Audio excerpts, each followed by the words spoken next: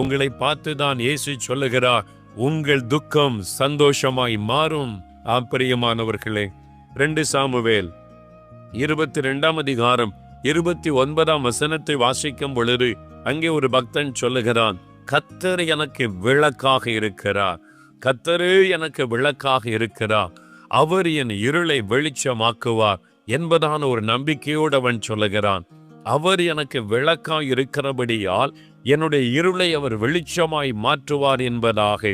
எனக்கு அன்பானவர்களே, உடைய இருள் நிறைந்த ஒரு வாழ்க்கையை, வேதனை நிறைந்த ஒரு வாழ்க்கையை ஆண்டவர் வெளிச்சமாய் மாற்றுவார், சந்தோஷம் நிறைந்த ஒரு வாழ்க்கையாய் மாற்றுவார். அதற்குத்தான் அவர் இன்றைக்கு உங்களை இந்த இடத்தில் அழைத்து வந்திருக்கிறார். பிரியமானவர்களே, மீகா எழுதின தீர்க்கதரிசியின் புஸ்தகம் 7 அதிகாரம் 8 வாசித்து பாருங்கள்.